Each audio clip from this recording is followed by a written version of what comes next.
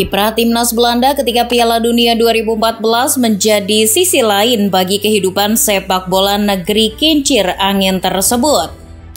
Timnas Belanda menjadi sorotan ketika itu setelah ia mampu menjadi finalis edisi Piala Dunia sebelumnya 2010.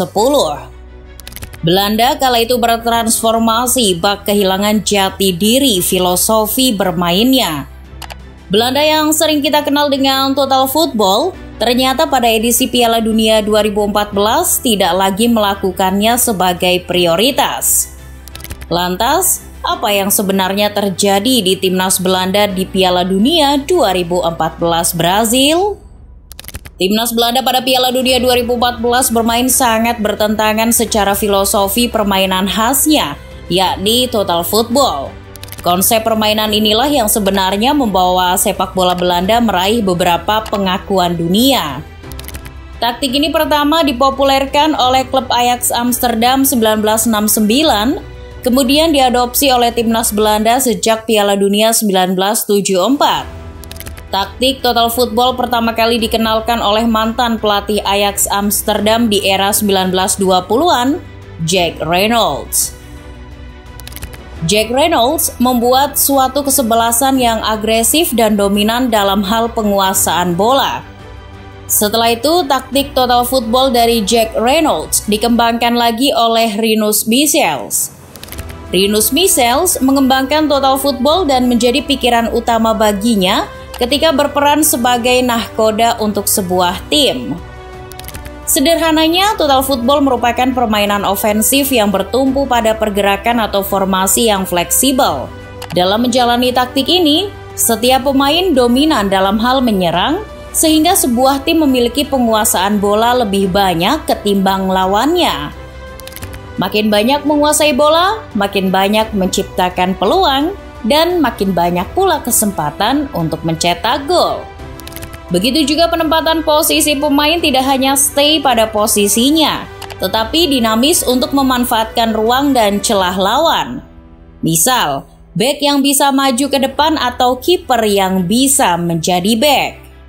Pola permainan inilah yang mengakar di kehidupan sepak bola Belanda. Nah, hal inilah yang kemudian tiba-tiba tidak terlihat di Piala Dunia 2014 dari timnas Belanda yang dilatih pelatih veteran Louis van Gaal. Van Gaal ditunjuk oleh Federasi Sepak Bola Belanda untuk menangani timnas Belanda setelah pelatih sebelumnya Bert van Marwijk gagal di Euro 2022. Jelang bergulirnya Piala Dunia 2014, Van Gaal dihadapkan berbagai masalah sulit yang menimpa skuad Belanda, seperti cederanya gelandang kunci mereka, Kevin Strootman. Kemudian lemahnya lini belakang Belanda yang diisi pemain-pemain kurang populer waktu itu seperti Jan Maat, Martins Indy, De Vrij maupun Ron Vlaar. Masalah itulah yang harus segera dipecahkan oleh Van Gaal sebelum kompetisi bergulir. Mengingat peta kekuatan lawan di Piala Dunia 2014 variatif, terlebih sang juara bertahan, Spanyol, ketika itu baru saja mempoligami 2 gelar juara Eropa dan 1 gelar Piala Dunia dengan dominasi pola tiki-takanya. Van Gaal akhirnya menemukan formula khusus tak kala ia meniru apa yang diterapkan rekan sejawatnya, Koeman di Feyenoord. Skema bertahan efektif 5-3-2 atau bisa berubah 3-5-2 menjadi opsi bagi Van Gaal. Dengan pakem ini menurut Van Gaal, timnas Belanda mampu paling tidak mengurangi resiko masalah yang menimpa skuadnya di lini pertahanan. Berangkat ke Brazil dengan status runner-up Piala Dunia 2010 dan dengan skuad yang bertransformasi tidak lagi 4-3-3 dengan total footballnya, tidak mau disia-siakan timnas Belanda untuk paling tidak mampu mencapai final kembali. Di grup stage, Belanda tergabung di grup B dengan sang juara bertahan Spanyol, Chile, dan Australia. Pertandingan melawan Spanyol dengan pola menyerang tiki-takanya akan sangat dinantikan publik dunia ketika Belandanya Van Gaal menerapkan antitesanya dengan pola 5-3-2. Benar saja, ketika itu Belanda dengan pola bertahan Van Gaal mampu menaklukkan dominasi tiki-taka Spanyol. Hasilnya, Belanda membantai juara bertahan Spanyol dengan skor mengejutkan 5-1 dalam laga pembuka grup B.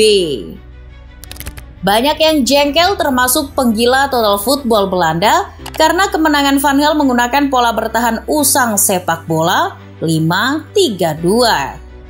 Pola 5-3-2 Van Gaal menggunakan 3 bek tengah dengan 2 bek sayap yang bertugas dalam bertahan sekaligus ikut menyerang.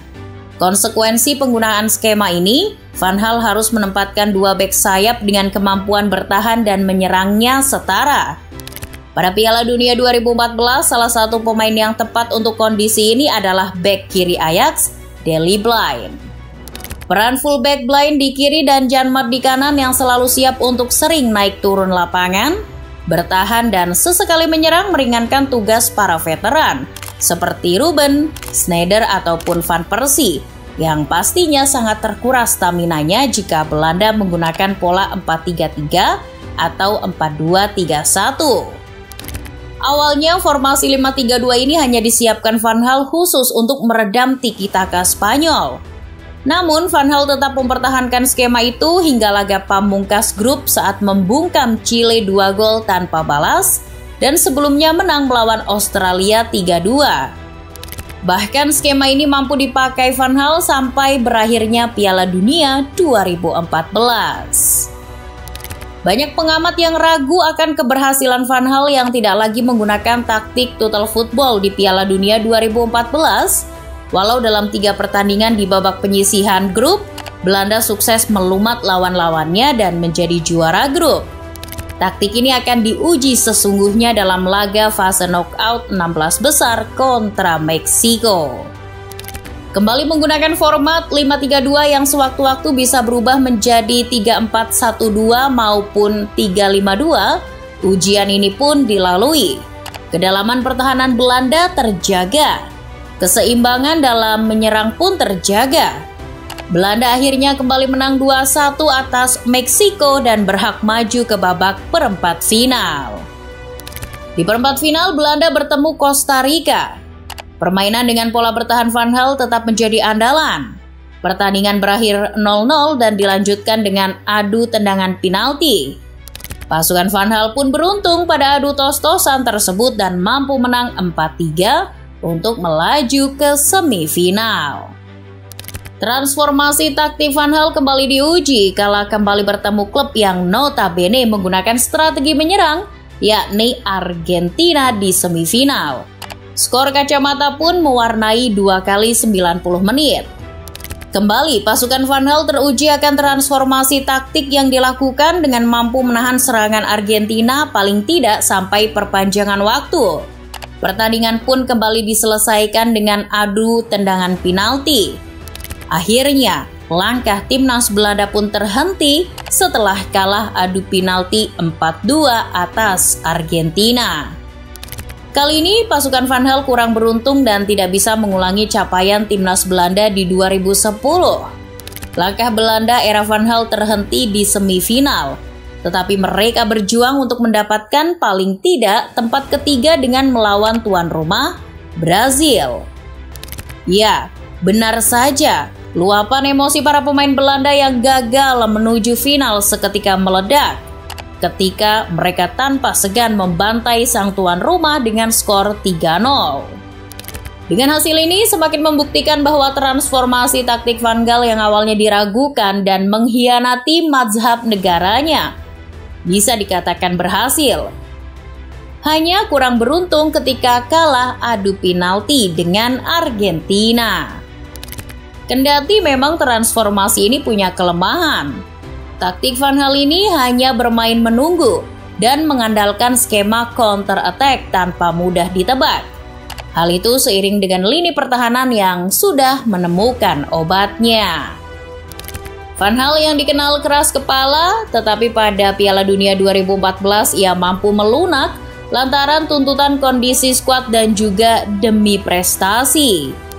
Cerita transformasi taktik timnas Belanda ini bukan tidak mungkin akan membuat salah satu catatan tersendiri dalam sejarah persepak bolaan Belanda yang akan dikenang dunia.